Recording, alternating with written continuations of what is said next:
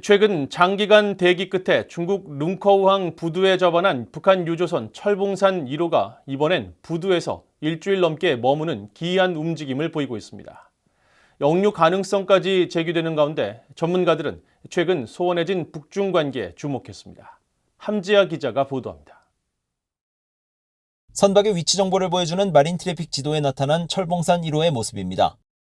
현지 시각 28일 새벽 3시 현재 중국 룽커우항 부두의 접안 상태를 유지하고 있습니다.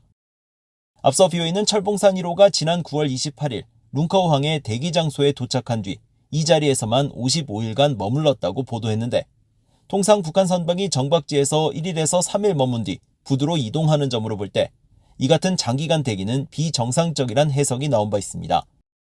철봉산 1호는 이처럼 긴 대기 끝에 지난 20일 룽커우항의 한 부두에 접안했습니다. 그런데 이번엔 8일이 지난 현재까지 이 부두에서 전혀 움직이지 않고 있습니다. 일반적으로 선박이 부두에 접안하는 것은 화물을 선적 혹은 하역하기 위한 것인데, 보통 이 작업은 짧게는 하루, 길게는 사흘이면 끝납니다. 따라서 철봉산 1호의 이 같은 장기간 대기는 이례적이라는 지적입니다. 남아프리카 공화국 해군 대령 출신으로 유엔 안보리 대북제재위원회 전문가 패널에서 활동했던 닐 바츠 전 위원도 철봉산 1호의 움직임이 매우 이례적이라는 데 동의했습니다.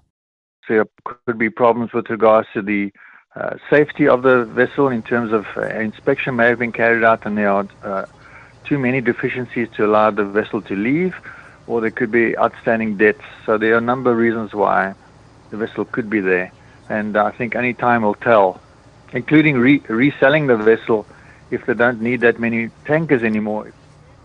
와츠 전 위원의 설명처럼 실제로 중국을 비롯한 아태 지역 항만국 통제위원회 회원국들은 자국 항구에서 선박에 대한 안전검사를 실시합니다. 그리고 이를 통과하지 못한 선박은 문제를 시정할 때까지 출항이 금지됩니다.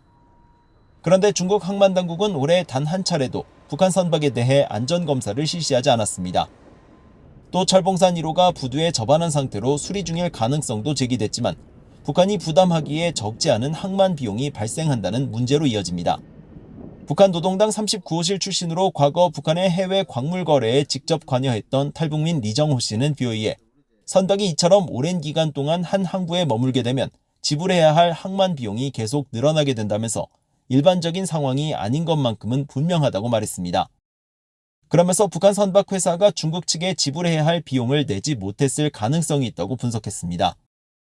다만 어떤 경우가 됐든 이는 북중 관계의 이상 신호라면서 북한과 중국이 정상적으로 거래를 하고 있다면 그러한 비용 문제는 쉽게 해결되기 때문이라고 리정호 씨는 설명했습니다. 리정호 씨는 최근 북중 관계를 고려할 때 중국이 유엔 안보리 결의를 이행하고 있을 가능성에도 주목해야 한다고 말했습니다. 그러면서 북중 관계가 원활하지 않을 때 중국은 안보리가 원하는 것 이상으로 제재를 이행하곤 했다고 지적했습니다. BOA 뉴스 함지아입니다.